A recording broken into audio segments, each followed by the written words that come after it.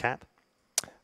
Yeah, I would say that maybe we should have like a little bit of a reset. I don't remember the last time these two teams faced up against each other. It was Katowice.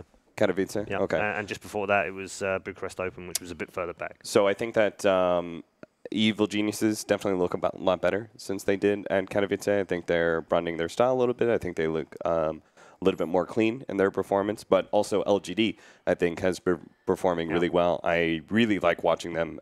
They're probably my favorite Chinese team to watch right now. VG Gaming is kind of close second, but that's more star power than anything else. Right. The way that LGD plays feels very fast. They just out-rotate a lot of their opponents. So it makes for a very fun game, and I think we're going to have a very fast-paced series, if that's the case. Okay. Looking further forward, Will, Virtus Pro Liquid. I mean, just would grace any championship final, wouldn't it, right now between these two teams? Yeah, if you hear the pros talk about it, they feel like these are the consensus two best teams in the world. Liquid have not finished worse than fourth at any event that they played on, even with when they use their coach at their most recent tournament. VP, though, have been on some kind of tear, just winning back-to-back. It feels as though it looks easy for them to do so. Like, they flip the switch and they're like, we're down 5K, no problem. Like, let's just start playing our game. They went undefeated in the groups here. In best of ones, it's notoriously difficult to do that, but they made it look easy. It wasn't even an easy group for them to go through. They had to play Secret. I think this team is like really starting to come alive. They're playing with a lot of confidence is the big thing. Like, Dota is a very confidence-based game where if you feel like you can go for moves and you just don't think about it, you just go and play, you're almost always going to be ahead, where other teams are focusing on a little bit of the stakes. What does it mean if we lose, et cetera, but this team just feels like they're playing fun Dota, they're having a good time, they're enjoying themselves. Yeah, we heard from Tumberman yesterday, which was very interesting as to why they decided to go for the throne, and I felt like that was a really good insight to how connected that team are when they're playing really well. I actually didn't hear it because I didn't get to hear So he the was interview. explaining that one guy called something, and then another guy called something else, and then the other guy went, "Yeah, we should do that." And it was just so connected. They were so almost in each other's minds. They didn't really need to say too much. They just did it, rather than having one guy going, "We're doing this, guys, do this now." It was the whole team doing it, which I just thought was it's a really niche little bit of insight into that team and the way that their mentality works. It's a good sign. Communication is always really important in Dota, and then being able to give up, let's say, some of your ego to, like, you have an idea about Dota, you want to be able to execute something, but to be able to give that up in favor of somebody else's idea, or even just better, just realizing that their idea is better than yours, then I think that says a lot about a team working well together. Yeah, it does. We're going to end the day with TNC versus Vici. Is that a good draw for TNC? Because I feel like it is. I feel like they've been on a bit of a tear against the Chinese teams here for some reason. Yeah, even the people in the Chinese scene see them as Chinese team assassins. I mean, they play really fast. I think that of the teams left in this top 8, I would say that's probably one of the better draws they could get. VG have shown that they consistently play fairly slow. They really want to scale with their big cores. They play these raid boss strategies, or they play combo, and those are things that get teams into trouble against TNC because they don't get the breathing room to do that. I think that might have helped VG a little bit yesterday, being up against Secret as well, because Secret can also be a little bit inconsistent or slow at times. But against a team like TNC, I think VG are going to have to adjust, or they get run over very quickly. For me, it's like whatever team makes Phantom Assassin look good, that's how you know that team runs fast, Like, and I think TNC showed one of the most dominant Phantom Assassin games of the whole entire tournament. So. Yeah. They remind me a lot of those old MVP squads. Also, like, would play PA, and sometimes their lineup just forsakes like having a tower hitter or any sort of balance. And again, it's like, we'll take your towers when you're all dead. So that's the philosophy. Yeah, who needs a tower hitter after all? The other match is Mineski versus Optic. Just for those of you at home that have just tuned in, we're just waiting for the teams to get ready, and we'll introduce you to them via the main stage very shortly between EG and LGD. That's our opening matchup. Mineski Optic, Will. That's hard to call, isn't it? Yeah, and that's surprising that it's hard to call. Yeah. It's like if you looked at the beginning of the season, you would have said Mineski for sure, and then they started falling a little bit short in form.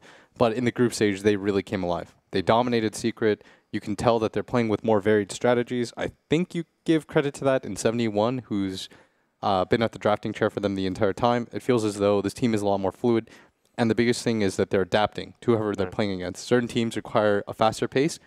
They can play faster pace. Certain teams like EG, they want to go a little bit greedier. Well, they can match that kind of greediness, and I think they're doing very well in that regard. but Optic is slowly getting better over the course of the season. Before this tournament, they didn't have any DPC points, which was very surprising considering who their captain is. But I think PyCat right now is playing like a tier 1 player. I think their team is starting to figure things out, and their drafts are finally starting to come together.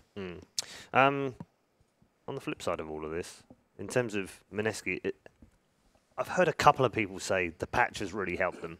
Agree, disagree? Oh, I mean, it's hard to disagree with that. After all, they ran Dark Willow and Pangolier very successfully, so it's hard to say no to that. I think there was another hero that they ran that was kind of got buffed.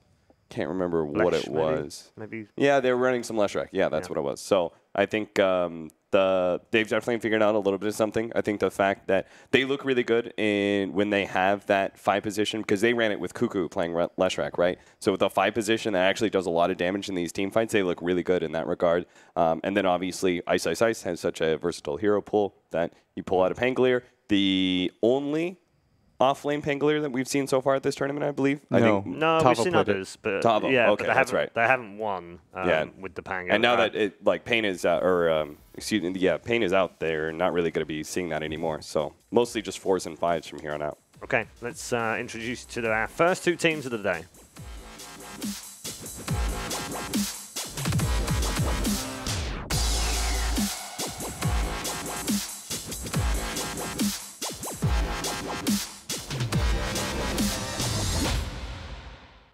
Welcome on stage, Evil Geniuses.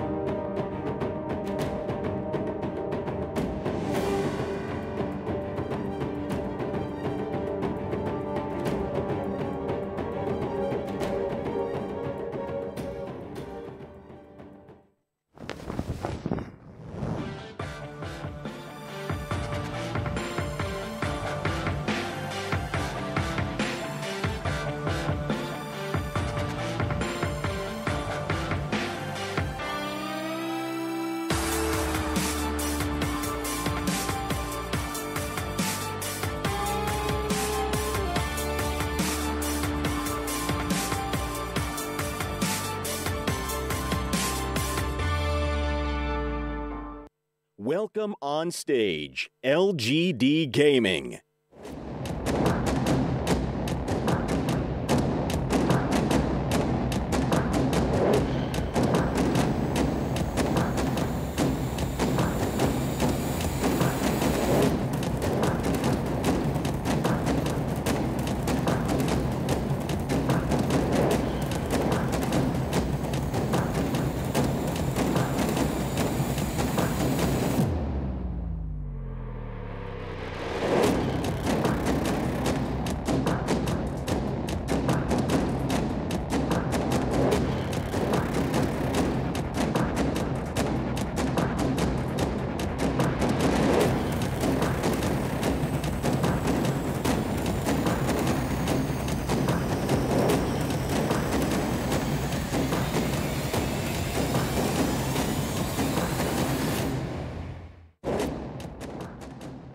Here we go then. LGD versus EG. First game of the day and our first of the quarterfinals of the upper bracket. We'll preview the match as they head towards their setups and their draft, of course, for this first game of the day. I want you to pick out a player on LGD, all of you individually. I don't know whether you'll agree on it, but that's fine if you don't. In terms of who is the key person in this team. What are you laughing at, Jack? Was this a staring contest? Or Oh, what? I thought you were swapping, like, I mean, you know, someone's got to telepathy. say it first. Okay. I'll say maybe. Yeah. I think the fact that he has been willing to switch up his playstyle, be more aggressive to free up space for Ame has been pretty important. Agree, disagree, Jack? I can't disagree with that. I mean, maybe is one of the big voices of this team. He is the franchise centerpiece of this team. A couple years ago, they gave him a huge contract, a 5-year deal. Basically, I gave him like a lot of power as well to build the roster around him and what he wanted. You saw him go in a couple different directions with the offlaner, with the resource distribution. He also talks, and he has to like be able to take over that mid game and onwards as a core. He's had to play different roles. We've seen him go from these kind of mid Rubiks and more utility mids to like the super greedy like farmy types. You've seen him play these Timber Saws and Shadow Fiends. He is definitely. I mean, he's got to have a great series for them to win. Ame in turn looks really good as a result of that, right? Jack, I know you're a big fan of Ame. Yeah, I've heard Jack rave about this guy, and rightfully so, because Ame. Yes, you're going to give him a lot of farm, but he almost always delivers. Like, this is a guy that performs. We see oftentimes in Dota, you have these carries at certain points where they get given this farm, and they don't necessarily come through. Jack, you've spoken at length about how good Ame is at using that farm. Yeah, I mean, well, the numbers tell some of the story here, right? Like the amount of resources that he gets. You saw like kind of last summer, last year, he would get these trolls, get that Mask of Madness when a few other players were building that, just go and clear the jungle out. They give a lot of priority to this guy. And like, obviously with maybe is the one that's kind of had to make adjustments a bit, but Ame's farm is always secured. And obviously they believe that he has the talent and the ability to win them games off that. Very similar to EG in a sense. I mean, look, whoa. So maybe has done a really great job of carrying. So you don't have any problem with Ame taking that really greedy role and just always being the farmer? You don't think that maybe sometimes he could be the space creator for once? I think that he could be, but he excels in that role. And the team believes that he excels in that role as well, right? So, I mean, some people just play better that way. You can't take I'm looking for an analogy here, but think of basketball, Jack.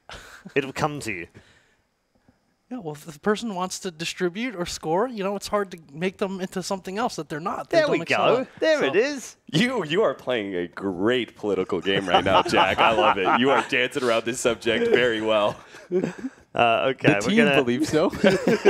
We're going to get into our draft momentarily. Just a few words on EG.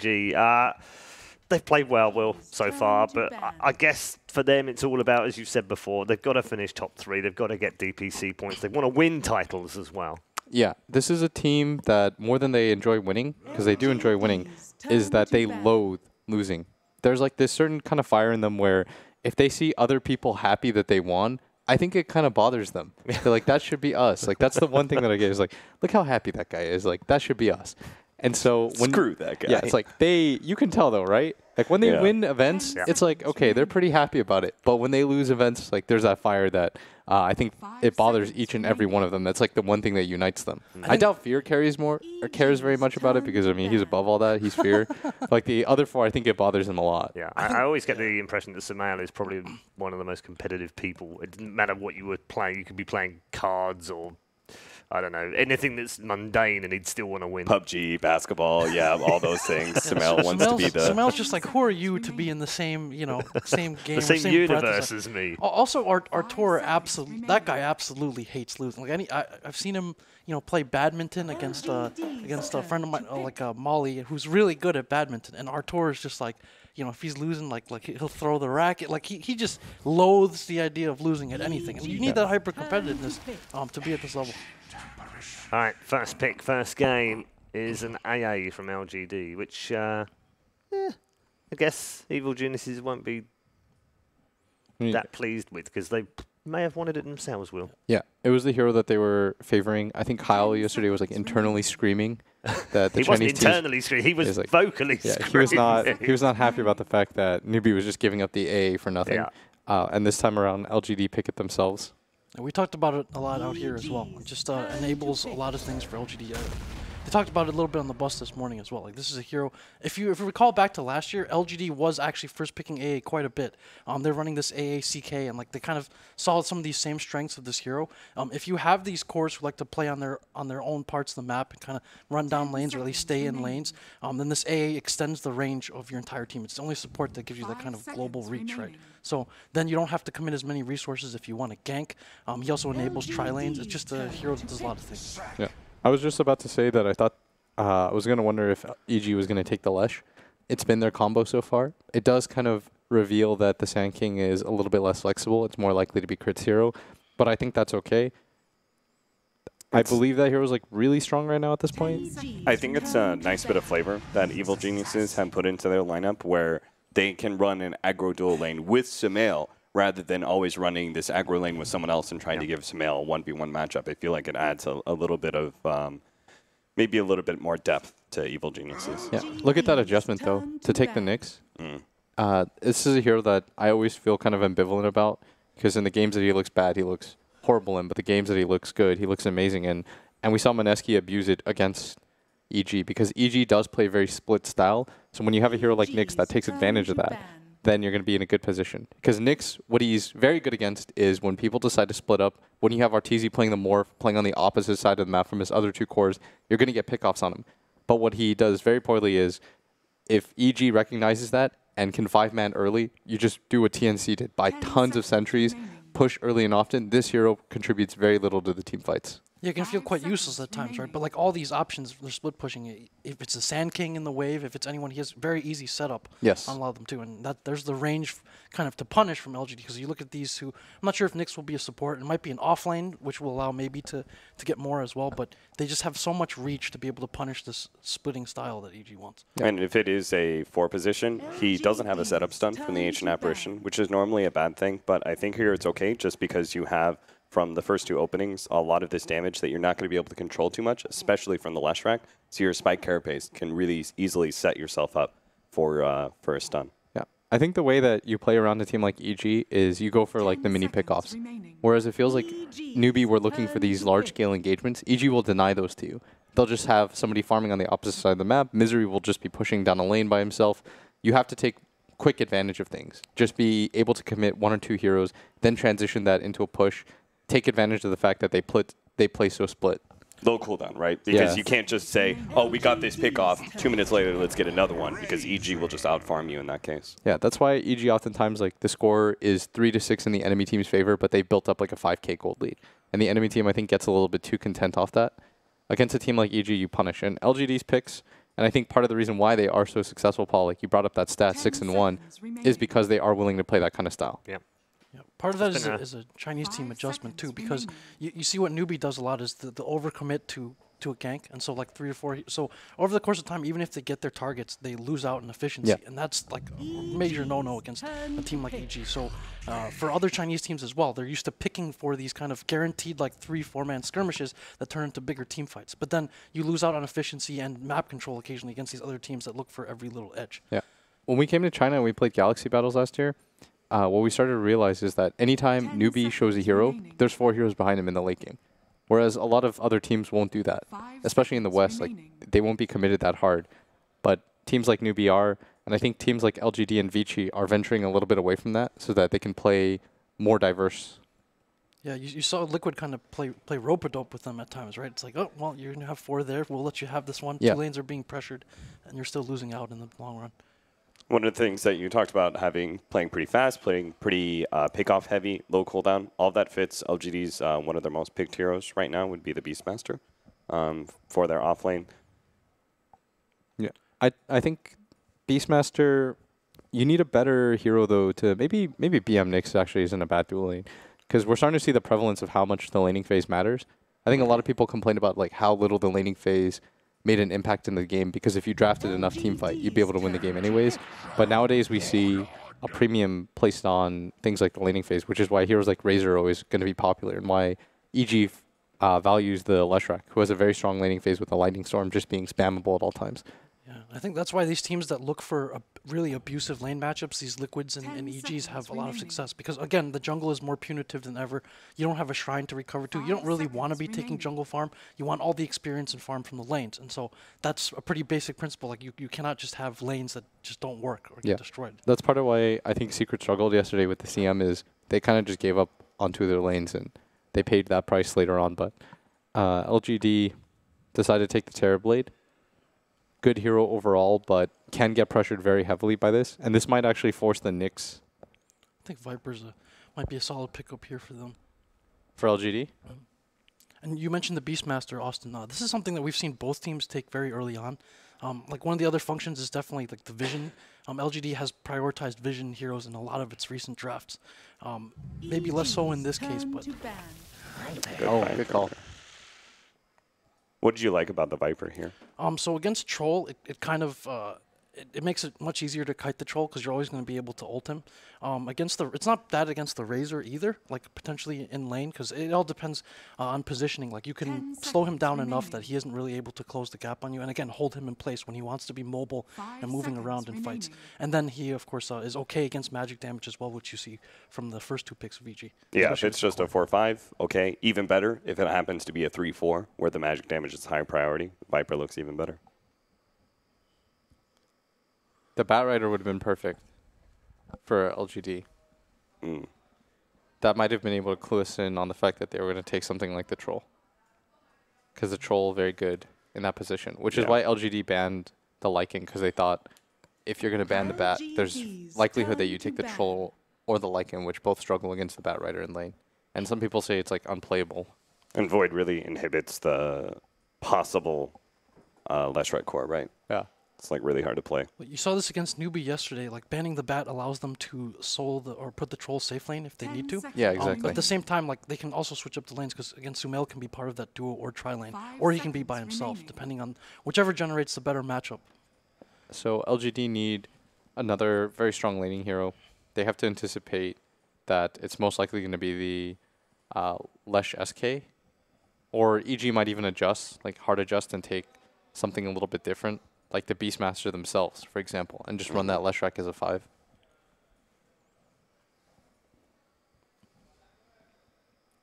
I mean, the AA does help whatever tri-lane is there, but it might make a bit of a difficult combination if you end up having to, I think, run the Nyx and Terrorblade together.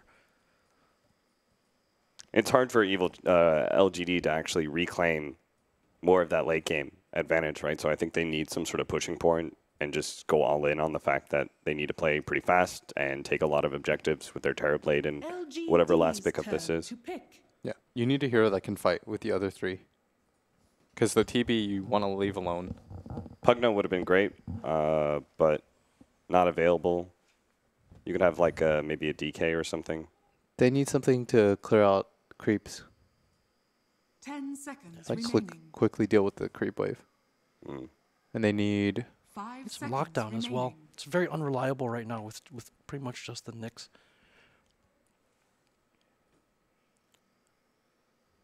The puck's out of the pool. I mean, they could just go Underlord here, even a Centaur or something. That might be a bit tougher to lane, but they definitely need some control. EG's turn to pick. Well, Rocket Flare does a little bit of that for you, but definitely a much heavier focus on getting those early kills. It's nice against a lot of these heroes. Like, there's some kill combinations with the AA plus a clock. Like, they probably get a kill anywhere on the map, right? Yeah. And it feels very effective if you can get a blade mail. Good sub for AA, provides vision. Yeah. So it is the... we talked about how EG can make the adjustment into the 5 Lesh, and that's exactly what they do. So all they've got is hookshot to be able to stop the BKB black hole. Hard to be able to work around as a clockwork. I mean, the Viper's going to get Helm of Dom, so he could always get the Troll Creep. Yeah. Very interesting draft from both. Jack, which way do you think this is going to go? The last pick. I think the Enigma is an under-respected hero right now. It's actually potentially a game-winning pick very frequently in that last spot. It provides a lot of pressure. I think that EG's cores are a little disconcerted, though. I feel like they're not going to be able to take good mid-game fights, so I'm going to go with LGD in this first game. Okay, LGD for Jack. I don't have the biggest faith, I know, William, you'll want to go last. I don't have the biggest faith in the combination of Clockwork and Nyx to just be able to like play this fast enough and be able to let their Terrorblade take these objectives and just control the game before Evil Geniuses gets a bit too big. It only takes a couple of team fights for EG to win this, so we'll go EG. Okay. I think LGD, because I think that they can protect their TB, and I feel like this Viper will go off. But if he doesn't, then it's going to be a long day for LGD. It's a single core TB. And yeah, that's the rough part. But I do think that the Viper can carry them into the mid game, and this TB will win out late. Yeah. Yeah, I'm going with LGD. I don't know. It's just, if we get there in the end, time to head back into the arena for day 2 of the main event as we kick off EG versus LGD. Thank you, Paul, here arena side with my Croatian brother. Let's get ready to rock out with our Lecoqs out. It's a classic East versus West matchup here. Lacoste, most of the panel favoring LGD kind of on this one. What's your thoughts on it? I gotta say I'm more into EG's draft so far. They have a good team fight, and as Jack mentioned, Enigma kind of underrated hero at this moment. Not many teams pick it. Even though I gotta say LGD looked throughout the DAC as the strongest Chinese teams. That's one of the reasons why they're here, right? Mind blown. I myself, of course, always a huge fan of the Black Holes. Sumail, a stellar player. I'll be eager to see what he's able to perform, but they did bring up a good point. We suspect there is going to be some Helm of the Dominators brought up, at least one, we imagine. And you got to fear the vicious troll creep, if you will. Could ruin your whole potential team fight. And as we see the lanes begin to unfold, nothing to suspect here, but possibly a bit of an audible change. Misery going a little cross-country here, and Sumail is blocking things out in the mid lane, so it looks like that's where he's going to be residing in a potential matchup against the Somnus Viper here. So leaving RTZ on the troll to his lonesome way down there south, and a matchup against no one at the moment, because LGD are pretty much mostly to the high ground. Okay, there we go. A rotation by Chalice now. He'll be the one-on-one matchup against the troll. That seems pretty nice for him. Yeah, this is the matchup that EG wanted. With Lashrak Sanking, they have 2 reliable stuns, which means Static Link will pretty much be full. Also, AA, one of the better heroes in the tri lane. But the thing about Terrorblade is once his meta is down, they are going to have a really hard time taking these fights. That's why he even went for Reflection level 1. Yeah, I was just going to acknowledge that the unusual early Reflection here means that he wants to be a bit more reserved with how he does use that Metamorph. We see supports eagerly trading about, while FY is just the bystander in the meantime, still soaking up the XP, but things are getting a bit frisky, and there goes the early Reflection. On to Crit. He takes the Northern Road. Nice sidestep. He avoids the stun, and we'll slip out the other side. This is going to be a very frisky lane here that we're going to have to continue to keep tabs on. So yeah, Sanking already has his Magic Stick, full Magic Wand on a Razor. Lash will probably buy one as well. That's the best item you can get on a tri lane. Mid lane is going so far pretty even though Enigma's gonna deny a lot, but he will need to be careful about using those Eidolons. Viper can easily take them down. Yeah, I don't want to be handing over free pocket change to Viper, who would be happy to take it. And then all the way on the bottom, of course, your Clockwork Troll matchup, RTZ 8-2. Clockwork is getting 6. And of course, Fortnite is probably coming in the form of a Cogger here or there. Yeah, bottom lane is not really easy for Chalice. RTZ went for level 2 Fervor, so he can harass a lot. Oh, top lane. Yeah, hard move here. Looks like they're making the gun for Misery, and they will be able to get it done. It's Ame who secures the first blood, and EG are going to have to turn and run. Yeah, no potential turnaround. That is the Metamorph. That's a lot of damage. Once they pop the meta, plus Chilling Touch, if EG can run away from that, they just should. I don't think they can win a fight once meta is up. Very hard shots there. See continued drops of X-Nova's Ice Vortex, as well as slow him down a bit. Another shot onto Misery here. This time Crit will turn his attention onto FY. Some Lightning Storm damage there, but they can't really get enough to go for a kill. Okay, maybe I spoke too soon. Opa. Nice stun landed, and a double stun follow-up from Crit earns them the takedown of that AA. And he has one more lightning, one more stun, Gets not the gonna lightning. connect. Yeah, just a little too far. All right. Even now, 1-1 here. But Ame surviving, obviously, still makes things a little bit nicer for LGD at this front. Yeah, bottom lane Troll, level 4. Clockwork, level 4 as well. Has no region left. One more flash control Warlord. He's getting close to that phase boot, so he's going to have enough damage. Even if Clockwork hooks on him, Troll can still take a fight with this kind of a build. And can easily destroy cogs as well and just get out. Yeah, we often talk about the 3-position Clockwork and how he's going to be coming online a bit faster than your typical 4-position. He'll get that hook shot nice and early, but that would mean FY is going to take a little bit of extra time before we're going to be seeing the Vendetta pickup on that Nyx Assassin. And we know the potency of that Nyx and AA combo later on. It'll just take a bit more time to really come online. Yeah, whenever Clockwork tries to get close for some denies, he gets Whirling Axes to slow him down, just a couple of right clicks, so he can't really be aggressive at all, which Clockwork wants to. So how long do you think before LGD may need to address this Troll in the bottom lane? Otherwise, he's going to kind of coast through an easy laning phase. Yeah, with just one rotation from either AA or Nyx Assassin, they could easily get a kill. But they will probably focus just on a top lane because EG is putting a lot of pressure on that lane. Yeah, and EG also have that side ward. So once these supports go missing in the lane, I imagine communication is going to be out there, and we could see our Troll and our Enigma play a bit more defensively here, which, by the way, that Enigma 25 and 17 now in that laning phase to the 19-4 of the Viper. Yeah, that's a lot of denies. He hit level 6 before Viper even gets level 5, which is a pretty big deal. If they rotate one of the supports and Enigma has mana, it's going to be easy kill. Potential move in towards the top lane, and they're going to get X-Nova down, the Malaysian import. Fortunately, going to be crumbling yet again here. 0 and 2.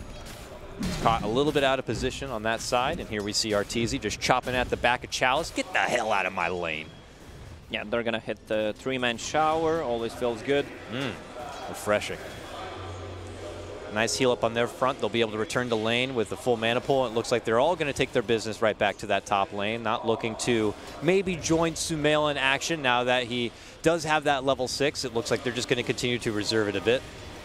They just want to keep the pressure on the top lane, keep this Terrorblade low. He has only 13 CS. You have Razor who has 9 denied, which is a pretty big deal. Both supports are level 3.5 on side of EG, and then you have AA who's only level 2 and Nyx Assassin who just hit level 3.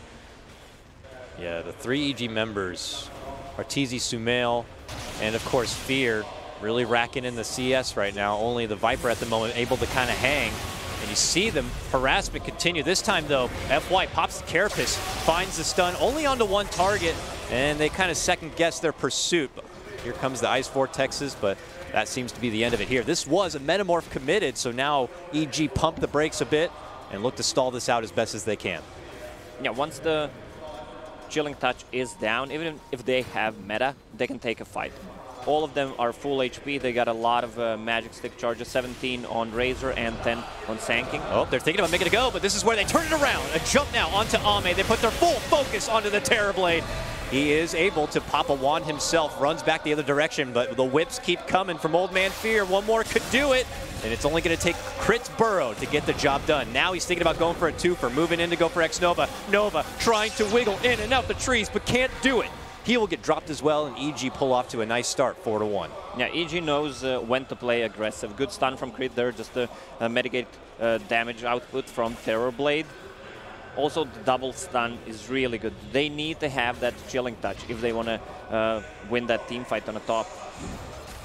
So, Troll Warlord, level 8. No points in Battle Trance yet. I would expect him to get at least 1 point, especially with a hero like a Razor. And when you have these 3 versus 3 fights, it benefits a lot. Like, you get a lot of damage output with it. Feels very Optic Pycat-esque right now with Arteezy kind of left to his own devices. But as he moves in towards the bounty area, runs into Chalice and looks to go full force. Even with X-Nova popping out of the corner, there's not enough to get return kill just yet, but he's trying to go for it. Oh, the range. Just a bit too far. Troll's able to just run out the other direction. Meanwhile, mid lane, I see FY rolling through with an Invisirun. Do they have enough, though, to get the job done onto Sumail? Sumail already feels a bit hesitant. I imagine communication went out there from EG. A lot missing from the top lane. Yeah, this troll already used the shrine, so he needs to go back. We're going to see a mid kill definitely on Enigma. Even if they TP, he's going to go down. Not even going to bother. Of course, turning around and trying to do any sort of crazy black hole shenanigans. He'll take that one on the chin. Zomnus very low, though. Will be pushed out the other side. Meanwhile, top lane, EG making their move for Ame, who seems to be at his lonesome. This could prove to be a more fruitful kill for EG if they can get it. Crit on the chase, should be able to land another Burrow Strike, follow with a stun, and Fear's the one to pick it up. Yeah, they're going to pressure the tower a lot, already sitting on half HP. So LGD needs to rotate probably a Viper as well on a top lane to get some kills. He doesn't even have boots yet. It's in the stash. Whoop, sidestep. A nice little uke coming out from Crit. FY, I don't want to jump to conclusions saying he's struggling at the moment, but seems to be a bit off and on with some of these stuns. And, I can't really blame him. There's been a harsh set of harassment coming out from EG, specifically in this top lane, as he tries to be that bodyguard for Ame. But eventually, like you mentioned, they're going to have to make some rotations happen, but the rotations are happening at the moment. Yeah, well, so this is the problem with this position 3 Clockwork. He's level 6 only at the moment, and he needs to be on the lane, collect that XP and gold, and the hero doesn't scale as much as other offlaners do. So if he's missing, you know that he's going for a gank. So level 7 right now, even with that level 7, Troll Warlord can easily take a man fight against him. All right, here comes our first smoke move. It's from EG. They plant a high ground ward to spot things out, and they do see Ame, but Ame already farmed through some camps. They obviously can detect that those are illusions with the smoke not being popped. And I think they're going to be taking their business elsewhere, just kind of taking a little too long. They'll take their pursuit all the way up towards the top lane. Chalice, as mentioned, he is level 6. He's got hook shot. He's being pinged right now as he crosses the river and seems to be heading towards the mid lane. Sumail should be wary of this, and we'll head to the jungle instead. Yeah, bottom lane will be pressured a lot. There's a siege creep coming. Troll has illusions, so he could scout, just buy some time as well. Drag the creep wave. There's going to be a ton of damage on that tower. TZ continues to get everything he wants. Meanwhile, top lane, a jump, immediate double TPs to come out from LGD, and that's when EG decide to run. Crit goes for the Sandstorm to try to avoid further trouble. A hook shot from Chalice as he comes out from the corner. Will get the grab on the Misery, and that should be easy pickings for him. Nice sidestep from Crit. He'll burrow out from the trouble and make it away. In the meantime, Arteezy gets that finish of the tower on the bottom lane. This is the problem of LGD's lineup. They are losing the early game, and they need to rotate one more hero than intended to actually take a fight. Meanwhile, Troll just split pushing on the bottom lane. Mid lane in trouble. FY moves in with that first Vendetta, and it looks like it should happen. Does he want to commit the black hole? No. Rotation was coming in from Misery, but they're still going to need more than that if they want to make the most out of that ulti. LGD successful on their return fire. We'll get Sumail down yet again, but still, the Troll's out there. He's a problem, and even the Razor now has a free lane to work with. Yeah, again, that was 5-man rotation to kill Enigma. They're wasting so much time. This 2k gold lead will probably get up because none of their heroes on side of LGD flash farm, besides Terrorblade. None of these heroes can outpush lanes quickly. If you look at the supports, AA, Nyx, Assassin, Clockwork, they don't provide any lane push out. And then you have a Sanking who's pretty good at it. You have Enigma who pushes it pretty quickly, and Troll. I mean, would you say this is where LGD are supposed to be hitting their first peak? They got level 6s on the supports, and they need to continue to move, and they need to continue to find kills. Yeah, exactly. That's what this lineup is all about. You have Nyx Assassin, you have Clockwork. You want to be as active as possible. They found Arteezy here, and they make the move. One stun and a hook shot. They lock him within the cogs, and they will be able to get the Troll Warlord down. Nice, successful gank movement comes out from LGD, but, you know, again, it's a 3-man commitment with an ulti to be able to get the Troll down, and while that's happening, there's space elsewhere for the rest of the EG members. So yeah, so gold lead went from 2k to almost 4k, then dropped a little bit because, again, they are rotating 3 heroes to get a kill. This is a good deep ward behind the mid tower. Yep. It provides a lot of vision. They also planted a nice aggressive ward up towards the secret shop side of EG, but EG are mowing through this mid lane and should be able to get the finish on their 3rd Tier 1 tower. Uh-oh. Looks like we have spotted out. Crit. Oh, gets sundered. Has to run the other direction with the rest of that epicenter towards his teammates.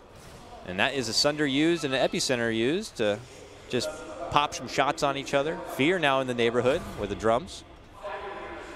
Yeah, since a lot of LGD members are showing or going throughout the map where EG warded, they can play a good split push game. Uh-oh, here we go. We might have our first series team clash here inside the LGD neck of the woods. There goes the Ice Blast flying on through. Chalice looks to trap in and lock down, and they'll get the finish onto Fear. Nice first grab for LGD. EG look to take their leave, it would seem. Yeah, EG's lineup will need more time to come online. They will need to tank it up. Troll doesn't want to still take some fights. He's just farming the Ancients, wants to get that Battle Fury, continue farming, so he'll probably get Yasha or BKB right away if he feels that he needs to fight with the team. The story of the sleeping blue giants, it would seem for now, but I gotta say, LGD, they're hanging.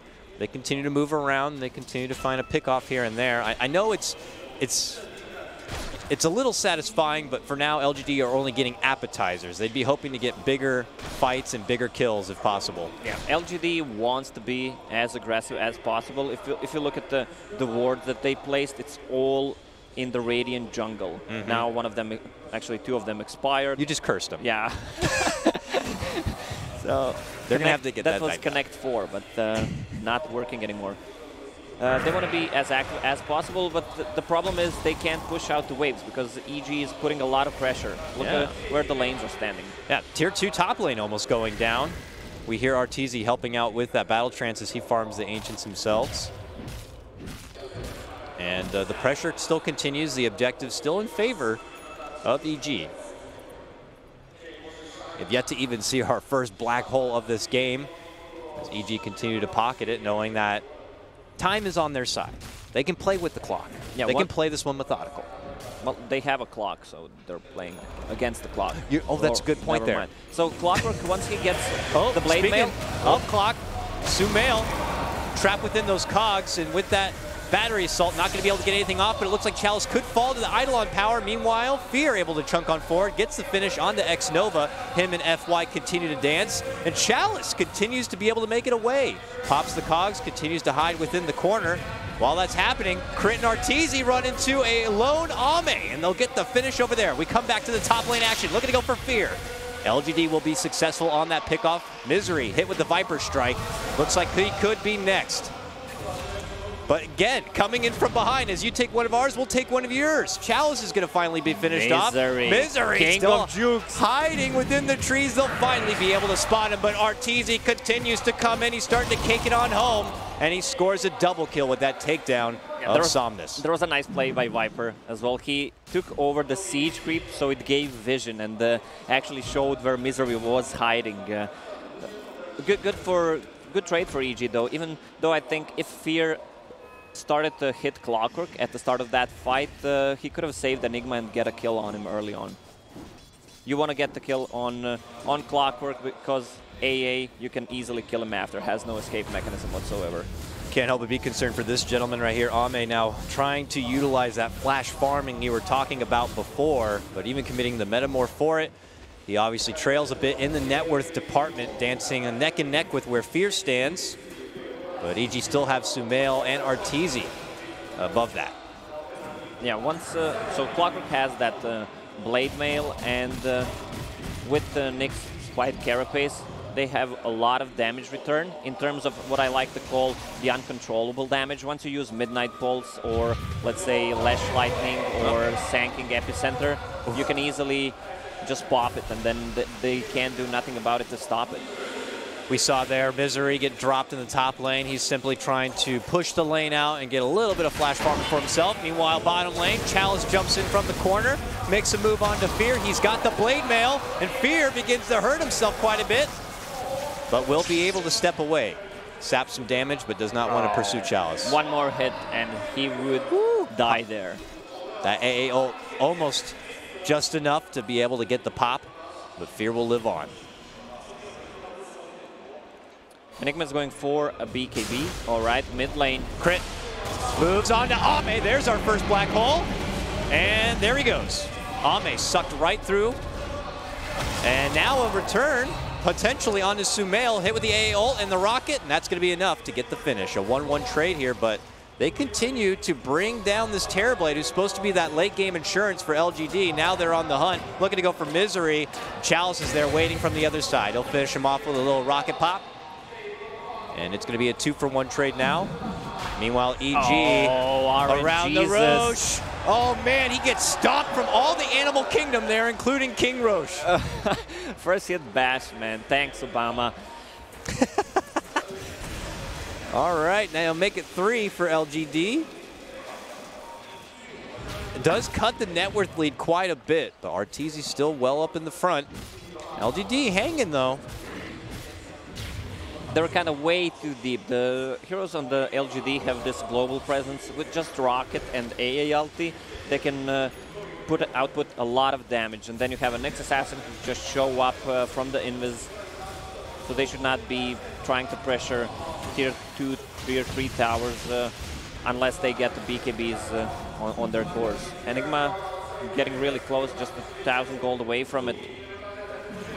Got a blink on our Sand King now. He waits up in the balcony of this mid lane, but those nice little ice vortexes being put out there to try to scout any bystanders here. LGD wait towards the right-hand side of this tier 1. They're looking to get the finish if possible. EGG committing 4 members here for the possible defense. Obviously no black hole at the ready for this. Fierce steps in to slow them down. Arteezy at first was heading towards the top lane, and now he turns to join the party. Crit makes the jump in, looking to go for the clockwork. Finds himself hit with a stun and a reflection. Got to be careful of that. Ice Blast to fly on forward, but Arteezy will be able to get that finish. And yeah, that double damage makes things a little bit easier. They want to go for the Roche if possible, but LGD do not want them to have it. They can't. A lot of vision coming out from LGD. You have Nether Toxin, you have AA, Ice Vortex, Rocket. Pretty hard to go. They will need to take a fight before and then go for a Roche. Really good lineup on side of VG to actually take the Roche with Edict, with Troll, of course. Arteezy looked like he was thinking about chasing in on the Ame, but we'll just scare him out of the lane instead. He's going with that item progression that you were mentioning before. Battle Fury done, Yasha in hand, and now a BKB seems to be next up on the docket. That will certainly enhance his fight capability with the extra bit of defense. Meanwhile, we see bottom lane, Misery. Yet again, trying to push out the side lane, is going to get picked off for his troubles. Yeah, FY is playing amazing this game. He didn't die yet, and this Nyx Assassin providing so much intel for his team. Another Vendetta used. Yeah, I feel bad was criticizing his stuns a little bit at the beginning, but ever since he got that level 6, he's been putting that Vendetta to such good use and continues to do it here. That Ice Blast is going to be a little bit off its mark. Stun from Crit to slow them down. Ame continues to chase for Arteezy. They'll get that finish on Crit. Arteezy goes for the Valiant TP. Will he make it away? Yes, he will. Supports continue to fall from the side of EG. And LGD pull ahead now 15-12. The net worth continues to be in favor of EG rather. Floating between 2 to 4K continuously. So the only thing they have that goes through Enigma's BKB is hook shot from Clockwork, but he wants to be the one initiating the fight, so he's not probably gonna try to go on Enigma after. The one thing they can do is Helm of the Dominator net creep, but think of this. Enigma has Helm of the Dominator for himself, so he blinks in, takes over the net creep, and then uses a black hole. But what if the Helm is off cooldown and he takes it back yet again? I would love to see it, but that is probably something they could be considering. EG now together here. I think a smoke could be coming soon for them. They have the black hole up and at the ready, and as you were talking about, they want to take a fight before they can move in and get that next agenda item, which is, of course, that Roche. Now, this Clockwork is actually really farmed. Spirit Vessel and Blade Mail. No charges on Spirit Vessel, but still, if he gets one of those, that's going to be a lot of damage in team fights. And we see BKB now complete and en route to Arteezy here. He draws out on the map, probably forecasting that LGD could be considering a rotation towards his direction, but LGD are still pressuring towards this mid lane, yet to finish that mid tier 1. Salivating at the mouth for it, but here we go. That smoke movement happening now. FY leads out the charge with the Vendetta, but it could be high ground advantage for Crit. They don't see the Vendetta at first, but now they see the smoke. Quick blink away. They sidestep the stun, and now they make their turn. Looking to go in and get a hold of FY if possible. Should be successful. Chalice cuts him off with the help of the Cogs. Somnus, can they get the back? Yes! Somnus strapped in his spot. They're going to cut down the Viper, and they're going to get it. 2 kills now for EG, and it seems like that may be enough for them to move into the Roche pit and let it begin. A buyback may be forced out, and there's going to be the first one from FY. Nothing yet from the Viper. He does have a buyback available, though. Crit, though, not allowing him to get close, begins to zone them back, and EG now want to take a fight. A jumping from Chalice, catches onto 2. Nice grab from him, but here comes Arteezy looking to chop away with the assistance of Crit. They are going to be able to get the finish onto Ame, and they force FY back, looking to chase him down. He tries to save himself with the Yules, but eventually he will fall. EG still continue to take the better fight here, and LGD are going to have to disperse. This one cost them a couple of buybacks too. Actually, just the one buyback. Yeah, it was really hard for LGD to take a fight. EG just finished 3 10-second BKB, so if they didn't even pop it all right away. Black Hole was not even used. That was kind of lucky bash. Who was it? Viper? Yeah, so he died, and he is their main damage output besides Viper when BKBs are up. Here we'll check the replay out. At first, EG going for it, but they saw the buyback, so they immediately head towards the rotations of LGD, and it's just kind of split down the middle. It looked like a wonderful setup from Chalice to keep them off their back, but Arteezy already laying it on thick, and Crit continues to set things up with that stun. Yeah, Misery looking not as intense, not as intense as we know Misery. That one was a bit moderate. I was expecting a bit more, but we'll have to see as the game goes on if Misery goes full Super Saiyan or not. Yeah, that was the picture after he died because Enigma ditched him. They were sharing the damage from battery assault in power cogs. 5K advantage now. Arteezy still well ahead of the pack in terms of core and late game right now. And it looks like he finished his next item pickup, a Sange, on the way. So that will give him a lot of tankiness. He hit level 20, which is pretty insane. That 50 damage talent is just way too good. Also went for 250 health talent, so this troll is pretty tanky. Time to fight. Metamorph is still on cooldown, and EG are feeling good. They got the black hole up in the ready. They got the new level on the troll, the new item, and the talent perk. Why not put it to good use? Okay, potential stun setup. Ice Blast. We'll find connection, but obviously a little early for the fight, and it is a level 2 Ice Blast, but nothing that's going to be too concerning for EG at the moment. Tower finished. And now LGD should have cooldowns about ready. Both supports on side of LGD, they have GPM talent, so they can scale well. 60 on AA, 60 on Nyx Assassin.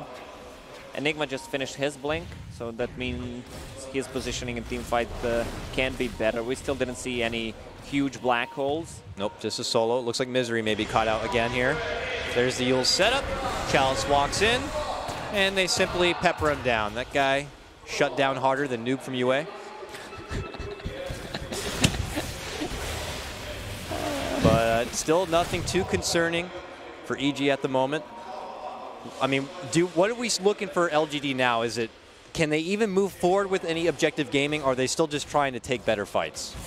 They don't have the best building damage besides Terrorblade, so they're not a team right now. What they have is that gonna gather and try to push the towers, because they're not in a good position at the moment. So they will try to seek fights with the Nyx Assassin, try to get those gangs going, and after that, they will go for the buildings. Here comes LGD, though. Nice smoke, potentially from behind, but EG do have a high ground position. There's the first smoke. It's onto Nova. They stun him up first. Fear immediately pops the BKB, and they just evacerate and take out Nova first.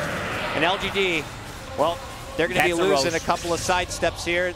Clock also going to be going down. Both those kills go to the mighty Troll Warlord. And now EG just segue themselves into the Roche pit and will battle it out with the big guy. Yeah, they have nothing to scout it with. AA is down, so they don't need to be afraid of Ice Blast, and Clockwork is also dead, so no vision from Rocket Flare. They're still doing a good job trying to split the map whenever some of the EG heroes shows. Oh, so there is this Troll Warlord. Now we got to see what EG look to get done with the timing of this Aegis here. Only one more Tier 2 stands for LGD before they could ascend into high ground push. And you know, the defense for LGD in the high ground it's fair, but I wouldn't say it's like the best thing ever, while the sieging potential of EG is pretty damn nice. Yeah, so the only problem when you face the Troll, I mean, one of the problems when you face the Troll is if you lose a team fight, you're going to lose at least 2 sets of Raxes. Yeah, utter destruction could come from the battering ram power that EG does hold right now. And they still hold that black hole. I mean, I understand what people always say is, you know, you don't have to be using it. It's just the threat of having it, of course. Because they can't go together. They can't all fight in the same position, especially if a Clockwork Hookshot is used. Where's that Troll Warlord sitting at? I can't find him on the map. Another Tier 2 done. That's it. All outer towers gone at this point. And yeah, you're right, LGD still got to be continuously aware of how they take fights and how their positioning is. If that black hole does come and earn EG a significant fight, they could be looking at a set of racks or two potentially falling before their very eyes. FY sniped the courier, placed another deep ward between Tier 1 and Tier 2 tower on mid. Nice snipe there from the Prince. But EG is not there at all. EG wants to threaten their 3-3s. They're ready. They have BKBs up. Black hole is up. Here we go. Battle trance is out. Arteezy begins to chop it away right here. Ice Blast. He's not going to be able to avoid that one, but they will pull off and wait for it. Obviously, LGD not looking to extend themselves too far outside the base, where EG could have their advantage. But the pressure is going to continue here as waves are being cut from Misery on the middle side. We'll see LGD be tested now on their defense. The chops begin. Arteezy still holds that Aegis. Hookshot catches him on from one side. The Midnight Pulse is going to be dropped right at the front door here. And they're sliding out. They're looking to go for Sumail. Sumail pops his BKB, backpedals a bit, and looks to reposition. The Viper is down for a minute with no buyback to be seen. Here comes Troll's second life. Possibly a new setup, a new position. They're forcing Ame back. The black hole, though, in the middle. Not going to find anybody. Quickly canceled out. 2. Sumail will then be dropped, and this is LGD's chance. They're chasing down EG. Misery and crit, but they turn around with a beautiful stun, and it could be damage on the Chalice, but he actually holds on. Spirit Vessel onto himself, and Fear getting mauled from Ame. Triple kill for the Terror Blade. Could not have asked for a better defense for LGD. What a fight from LGD, though. They went in on Troll, zoned him out really nicely with the Cog, the rest of the team, and this Spirit Vessel deals a ton of damage in the fights. Also AA with the Ice Vortex just slowing them down. The heroes on the side of EG are pretty fast. I mean, that was a black hole with 0 people caught. Let's see it again. Very awkward positioning there. A valiant jump in here from LGD to go for the finishing grab onto Arteezy, and Sumail just not really in the best spot. And EG are forced to step in and help him out. But Ame kind of left to his own devices at this point, and because of the positioning, they're able to easily set things up. And yeah, as mentioned, black hole, but it's quickly canceled out. Disappointment, yeah, of course. Happy about it. From that, it's a long cooldown to work with now in LGD. I bet their morale's got to be seriously boosted. Look at that. It was nearly a 4K gold swing on that fight alone. Yeah, Terrorblade deals a ton of damage. Level 19. Once he hit that level 20, it's going to be so hard to fight all this uncontrollable damage. Again, that's the way this fight started. Enigma using Midnight Pulse, FY with a good carapace, just holding him in place, Viper Strike and Nether Toxin, so Enigma can't really move, is low HP. The thing is, they don't have any urns on side of EG, so they can't heal up and go in again. I mean, they have Helm of the Dominator, but that's not enough regen. No. And we even saw it there after Arteezy fended off the initial jump in from Clockwork. He was still stuck on such short life that when round 2 came, he really had nothing to offer. Yeah. I always feel you need one urn in a team. It's a must-have item. The item is so good just to cancel the blink daggers and also heal up, regroup, and try to go for objectives after you take a team fight. The gem is picked up by a Sanking, so it means that Nyx Assassin won't be able to be that active, and they're gonna remove a lot of vision. Already removed 2 wards. We are seeing, though, LGD back on the move yet again. A full walkabout here, potentially to come in right from behind of EG. That black hole is up and ready again. How's the position going to be EG? They step off and could find themselves in that high ground spot, or at least look to regroup. Oh, quick blink. Nice reaction there. Avoids the potential setup from FY. And he's able to rendezvous with Arteezy. And they could be potentially looking to cut back. They know AA ult is down. They want to take a fight right now. Oh, stun to the high ground there, but obviously no target. I'm not sure why they are using the scan on themselves. They have a gem on Sanking. Maybe just they saw the AA ult, figured they were somehow spotted. Bit of a frantic moment there, EG. They take their leave. Long TP there for Sumail to join the bottom lane push out from Misery. So that's a full Scotty on Terrorblade. They don't have anything to pierce through the evasion. Troll had MKB queued up, but wants to be in a good position that he can take a fight with that Lincoln Sphere, so he can get hit from Viper Strike or Sundered. Got to give a lot of credit to Ame. This man started in the middle of the pack in terms of net worth, and now we find him at the top. I mean, certainly that one big fight in the bottom lane helped him get there. But now he's looking to utilize that farm potential as best as he can, and EG now looking to ruin it. They smoke and they head themselves right down the mid lane, looking to take this fight and take this game right back their way. And looks like they're going to find a catch out onto Chalice. Pops the blade mail, hook shot. Are LGD looking to intercept? I think they are. FY steps in with a stun, but now finds himself potentially in a bit of trouble. Is Ame going to bail out his friend with a Sunder? I don't think he wants to. Oh, narrowly avoids the stun. EG not looking to chase too much further, but Somnus slides into action, looks to go. Viper Strike onto Fear will help him get the finish. Buyback forced out from Chalice now. Fear not looking to use his, but they are able to get the finish onto Somnus. He goes down first on the other side. A big epi and a big hit onto Ame. He could drop it. He is out. Not even going to be able to get the Sunder off. He goes down. Arteezy able to head out the other direction. Sumail looked like he had used his black hole, but now is trapped in a rattle cage of death potentially. Spirit Vessel brings him down a bit, but he will survive. Misery continues to poke at Chalice. Can they go for the finish? Can't quite yet. Misery, one more shot. He pops the wand, barely holds on, barely. That goat man slides away, and as he tries to make chase, they stun down Nova, and Misery dances in front of him, misses the rocket. This man is a goat Houdini.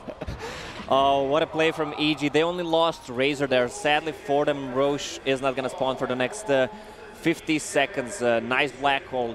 You only need black hole on one guy after the fight starts.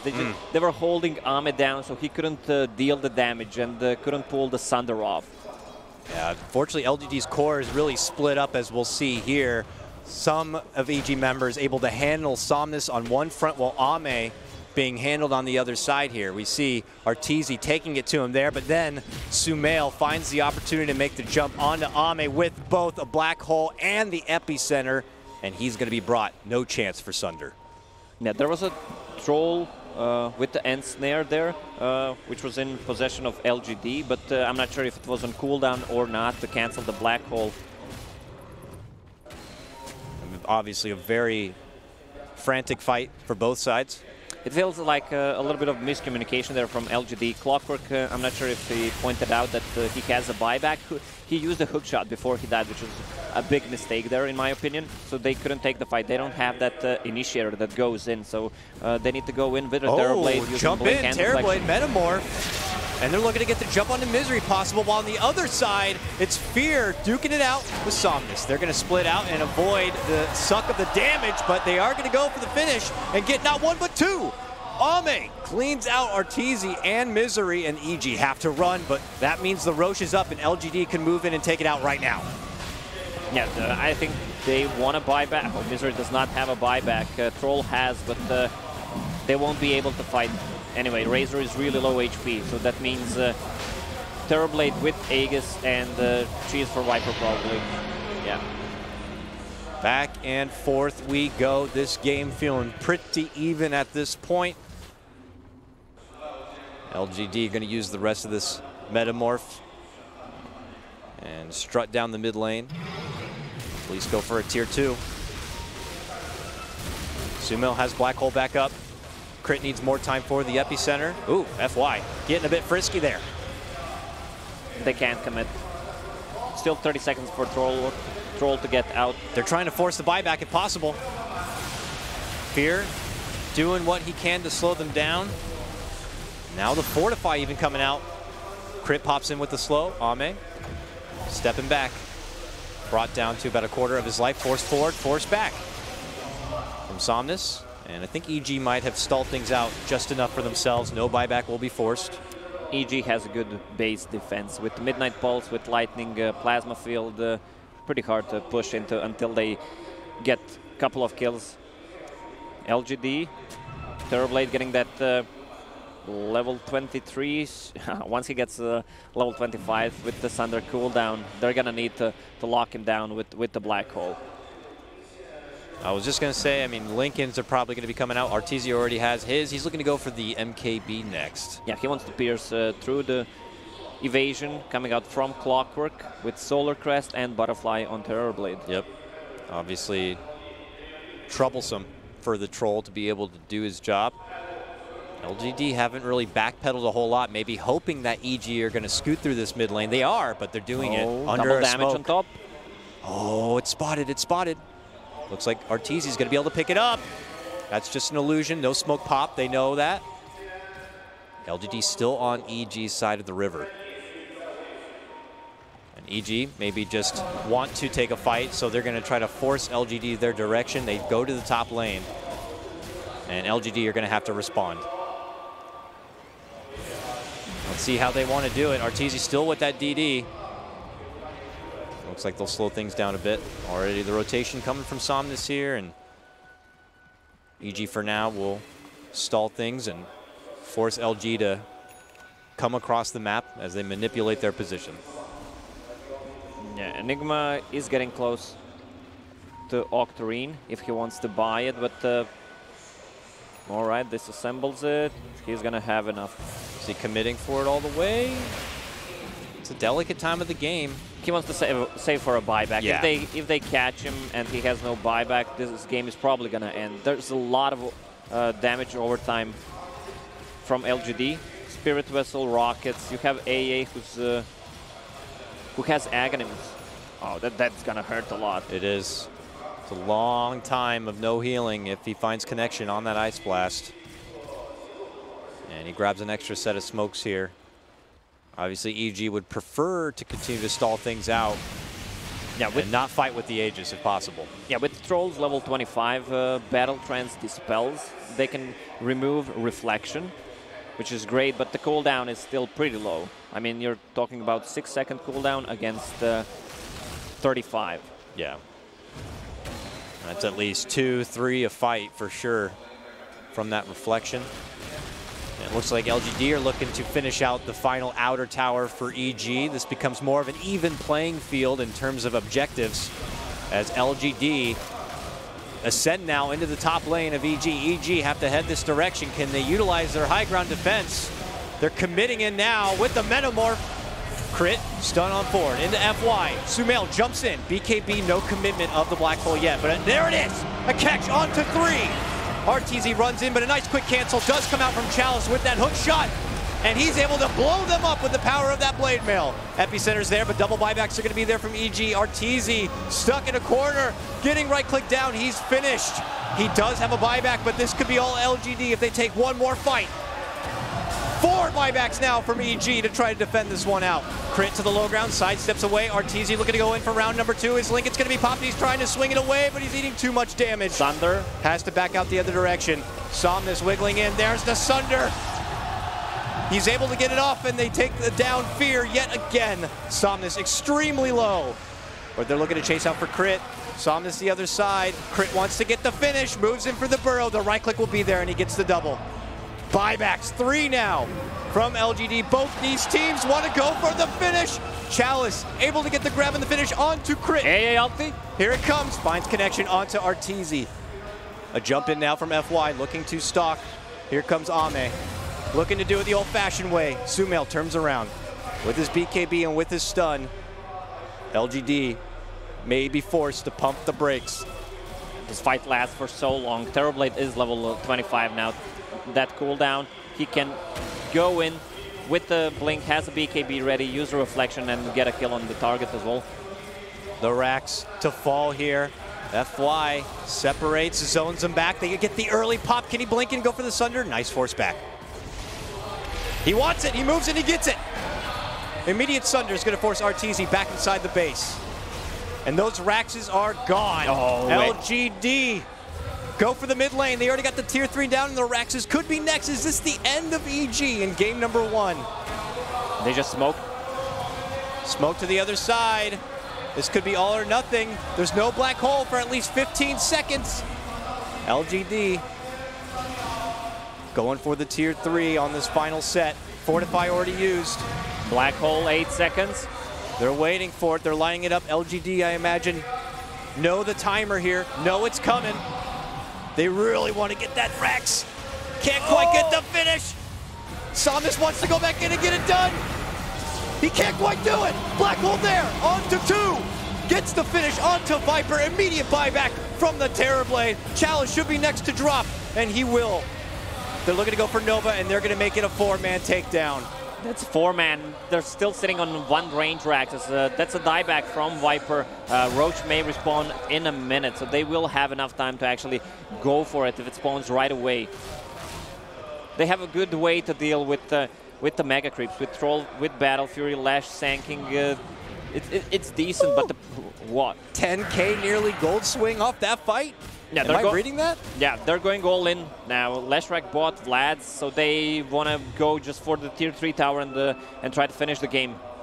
Black Hole won't be up for another minute and a half. He just bought Octarine, but the cooldown is not going to reset. Here comes the boys in blue, and all they got is an Ame Terrorblade, a buyback on Clockwork. Are EG going to go for the jugular? They are! They just go right past the tier 3 and they're going right for tier 4s. EG want to take this game 1. Glyph. All right, they still need 10 seconds for the AA. They have to know he's going to come up and he's going to shoot that Ice Blast immediately. Are they going to look to sidestep it? Or are they going to be going all in? The chips are on the table and they're looking to push him on forward. Ame with the Metamorph, with the BKB. Right clicks and rips apart Arteezy. Crit with the epicenter. EG trying to stall them on back. Fear hiding on the side, looks to go for the TP, but he's not going to make it out. That's 2 of them down. They do not have a buyback. LGD. Man, he is in the base. And he's going to be going in for the finish. EG, they have Sumail, but he doesn't have a black hole. Not for 20 seconds. What are they going to do? Oh, Here Misery. comes Ame. Misery in the base, taking it to Nova. He's going to get a kill. No buyback. All right, no buyback for Nova, but the problem is EG, their tier 4s are in trouble. 10 more seconds for the black hole. I'm getting chills. Move in, Crit gets the stun. He's trying to slow down Ame. He has no more Metamorph. He has to do it with the right click. Sumail commits the black hole. He gets the 2. But there's no damage. There's no follow-up, so EG can't do it. Their base is in trouble. Crit trying to do it alone, but it's not going to be good enough. And I think LGD may have been able to get this one done. LGD! GG's called. Misery was trying to split push, but no damage. Nyx Assassin was taking care of that. Woo!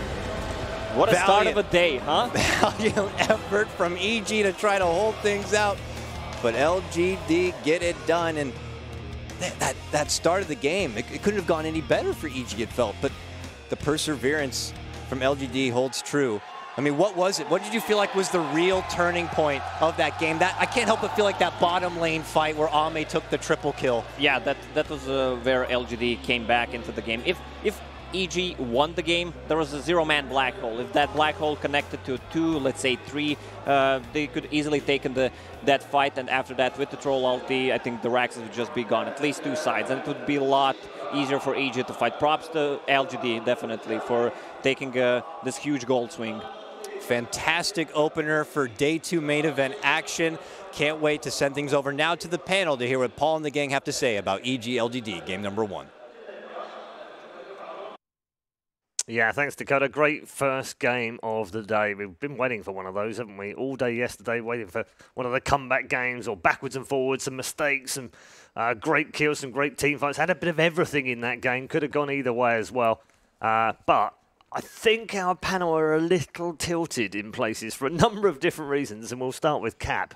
Well, I don't know what you're talking about. I thought that was a fantastic game. I love the fact that the casters pointed out the turning point in that game, Ame being able to pick up the triple kill. I actually, I could say so many things about him, but I actually think Jack actually, there's Jack, no other way for me to really describe it. I think Jack, while we were watching that game, had some really good words to say. I think he really phrased it correctly about Ame's performance in that game. Cap, you made some really good points, spoken like a true LGD Ame fan, but there are some of us who are not Ame fans, and I frankly think he very nearly cost his team the game there. I thought he played well as EG's 6th player. Yeah, very well. The blinks into BKB, like forcing his team to kind of die trying to save him, forcing buybacks on the whole team. There was a couple tricky situations there near the end, but LGD did manage to pull this one out. He knew what they were doing. It was fine. Yeah, you always, anytime you're up 2 Raxes, you create a situation where if you die back, the game can be over, or your throne can just be taken down by Misery and you're engaged in some kind of wild throne race. Anytime you can create that situation, you have to do it. I mean, from us, for the neutrals, well, it was a great game, but obviously, it wasn't the cleanest of wins. No, and this game. Oh, this one, right? Oh, we'll get to it. You're waiting not for quite, the not quite reflect? this one. It's not this one. He No, just it's gets chopped to death in this one. But yeah, it was a hard fight. I think this one was kind of just coming down to Nyx versus Enigma in a sense. Once it got to mid game, because basically the difference is if Sumail is unable to get off a good black hole, then they're gonna have a real tough time winning the fight. They're just gonna get kited constantly.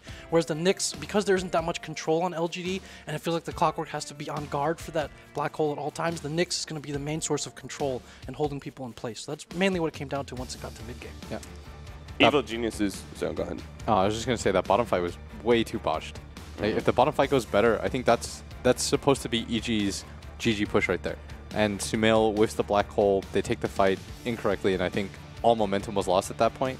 And this is the fight that Jack pointed out is Ame blinks in aggressively, just gets caught, puts his team in a position where they have to commit the fight. Chalice, by the way, played amazing in this game. Like, I felt like his contribution to this game as a 3-position Clockwork, like oftentimes this hero falls off and feels very mediocre, but it felt like he was relevant the entire game. I thought that the Nyx pick worked out exactly like intended. It kept EG honest at all times. It didn't allow them to just play their traditional style. There were some whiff stuns, yes, but like the concept of the hero was strong. I mean, this game for me was like really interesting because I'm going to watch the replay. It's one of the few games where I think you could make the case that EG won all 3 lanes, but they ended up losing the game anyways. Yeah. And that's why you see the disappointment, because when you win at that phase, like, you're feeling strong, you've kept the TB down, your troll is miles ahead of any other hero in the game.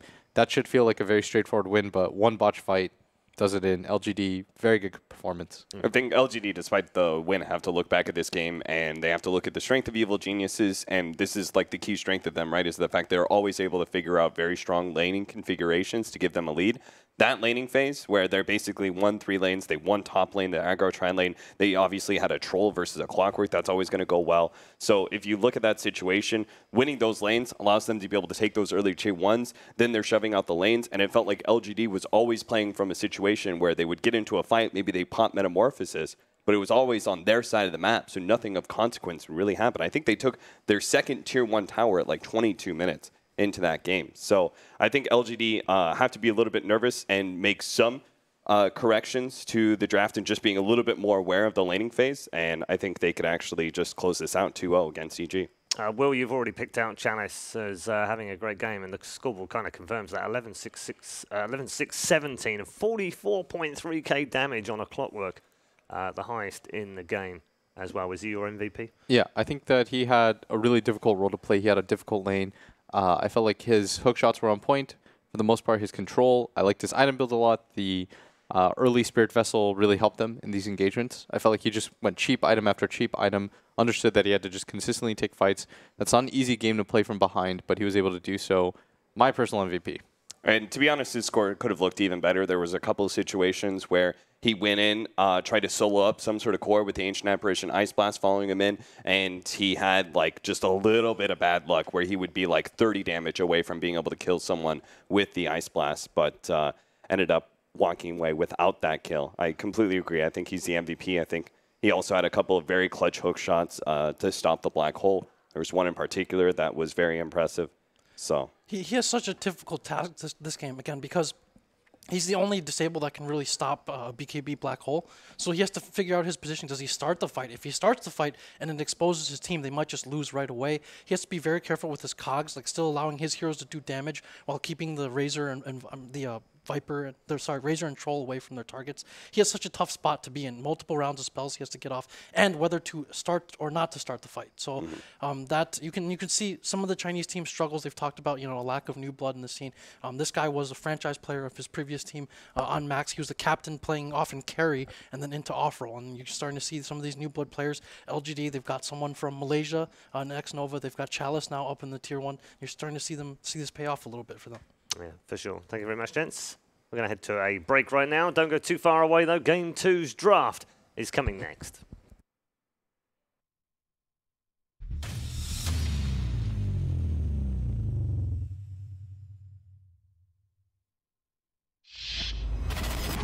Da da da da da da da.